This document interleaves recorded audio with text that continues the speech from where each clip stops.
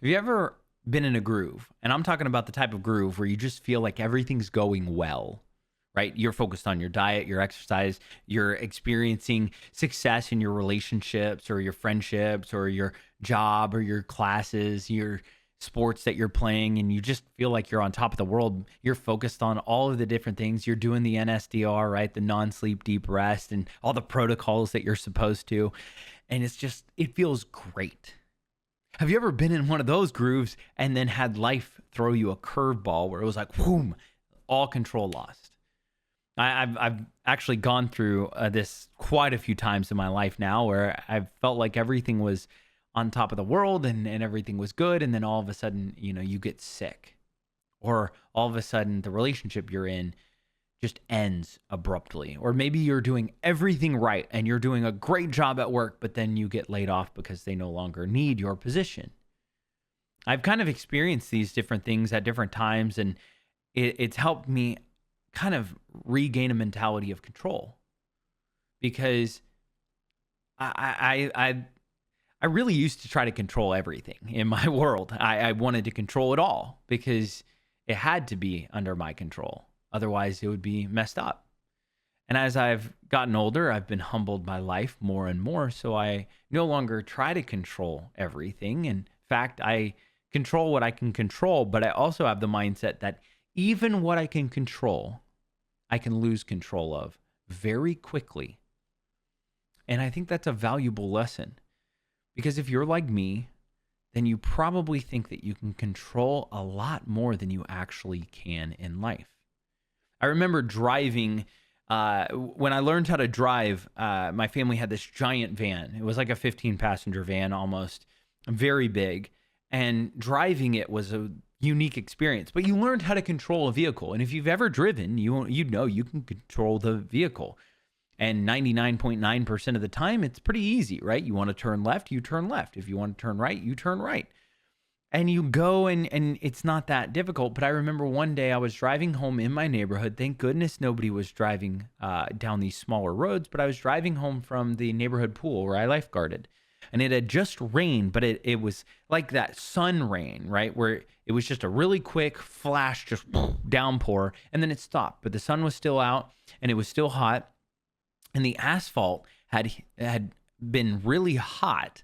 And so the oils in the asphalt come up, and then there's this sheen layer of oil on top of the water that's still evaporating. And I remember I was coming around a corner, wasn't going fast at all, but I hit one of those oil blotches, and I lost control of this big van, and I spun in at 360. And I remember my eyes got as big as the wheels because I lost control over this massive thing. And I just felt hopeless and helpless, because even this big thing where I've gone through all this training and I've controlled it 99.9% of the time, there's still that 0.01% where you can lose control. And it's just one of those things in life that it doesn't matter how much preparation or anything you've done. So you give yourself a little bit of grace. And it's helped me kind of in my life, because I recognize that there are just some things you can control, the controllables, right? You can do the NSDR, you can do all the protocols. And even in the last few weeks of my life, I have been focused on the things that I can control, but I've still lost control of certain areas of my life. And I go to bed and I think to myself, what happened today? Why was I rude like that? Or why did I lash out? Or why am I thinking the way that I'm thinking? It may not even be an outward thing. I may still be completely fine, but then inward, I'm starting to think these darker thoughts instead of the thoughts that I have been trying to train myself to think. And I've tried to remind myself, you can control what you can control, but even that, you can lose control of it. So the main thing that is important in life is that you sow with the mentality of what you want to reap, right? There's an old saying, you reap what you sow. And if you're a farmer, it's biblical. There's so many different Bible verses that kind of mirror it, but the whole mentality is whatever you do in life, that is what you will become. Regardless, if you want certain character, you have to do it. If you want to reap a certain harvest in the future, you have to sow it first. It's a lot of hard work. If you're a farmer and you want to reap a harvest of wheat, then you can't sow a harvest of corn. You can't go, yeah, we're going to plant a bunch of corn and expect wheat. And it's so easy to grasp this mentality because you can control what you sow, right? You can control, okay, you know what? We're going to put down some wheat. That way when we go through the rains, we go through the seasons, we go through the difficulties, all the hard work to plow the field and till the field and, take the weeds and weed the field and keep it all looking great. One day we're going to be able to reap a harvest of wheat.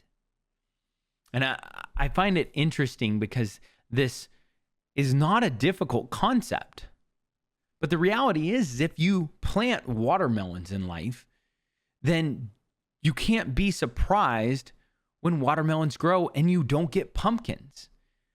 We all understand the saying of you reap what you sow, but more often than not, our choices in our present actually plants weeds. But for some reason, we still expect a beautiful garden to be in our future. One of the best lessons that I've learned in life is that the future that I want requires the death of my ego, meaning the moment I let go of what I want to hear, the sooner I begin moving forward and moving towards what I actually want, because I'm not really focused on what I want to hear and what I want people to say about it, or even myself. I don't have to worry about what myself or others will say regardless of success or failure, because I'm just doing the things that I know are true and good and I want my future to look like. It's an easy concept when we think about it. You reap what you sow. But how often in this last week have you done something that you know is not beneficial for your future? And I'm talking in relationships, in friendships, in your work, etc. Because if you allow yourself to think about it and you are wanting to reap a specific, maybe you want a job promotion, yet you're not going above and beyond in your job. You're sowing a lackadaisical worker who just does what they have to and then they go home. Not somebody who you would want in charge of people. Maybe you want a specific opportunity at your school or on your sports team or in your friend group. You want to take a little bit more leadership, or you want to lead the charge on a really cool event or something like that. Are you sowing that mentality of, hey, I can do this? Are you planning little things in order to be able to plan big things? The reality is that if you actually want the future of your dreams, you have to plant those seeds today. If you want to, buy a nice house, well, you got to start saving money now. If you want to be a millionaire, learn how to make 10,000 first. Once you learn how to make 10,000, it's going to be a lot easier to learn how to make $1 million. If you want to find a good spouse or a good partner, start doing the work to become a good partner or spouse. Because you're always going to reap what you sow. If you are so focused on controlling the controllables, what will happen is life will come along and even the things that you control will become out of control at times. You will lose control of those things by life just happening. And what you think you can control will all of a sudden be out of control. So you have to sow with the mentality that, you know what? I know that if I plant these seeds today, I can't determine the storms of life that are coming tomorrow, but I can determine that if we continue to move forward on this, eventually I may be able to reap this stuff. You have to give yourself a little bit of grace because you will absolutely destroy yourself. I've done it for years where I just beat myself up because it's like, oh, I controlled this, this, and this. And then all of a sudden I lost control of this and I completely lost my train of thought. I went from going in a groove in a good way into a rut in a bad way. And it's the reality that sometimes it just takes a moment to simply say, you know what? What have I been sowing and what am I going to reap in the future? And the beauty of it is there are things that you sowed in the past that you're reaping now. It's the mentality of what this podcast is all about, right? Our greatest future lies within the correct view of our past. Because when you accurately view your past, it'll give you the confidence to step into your present with a ferocity and a joy. It's going to give you the confidence to move into your future with such joy. Because you know if you've done it in the past, you can do it in the present, and you can do it in the future. And there are things that you're growing from each and every day. And if you look back on your past correctly, you're going to see where all the things that you sowed, that you are so much farther now. You, in your past, if you go back 5 years from now, could you ever imagine that you would be where you are today? Maybe you're not where you wanted to be, but you're somewhere better. Maybe you're not where you wanted to be, but you're somewhere worse because you've been sowing what you reap, or you've been reaping what you've sowed for so long. And it's time to start sowing some new mentality, some new habits, some new things, and some new seeds so that in your future, you'll reap the harvest of what you're doing today. So control what you can control with the understanding that even then you can lose control. And that's okay. But if you at least continue to move forward, you'll be able to reap the harvest that you're sowing.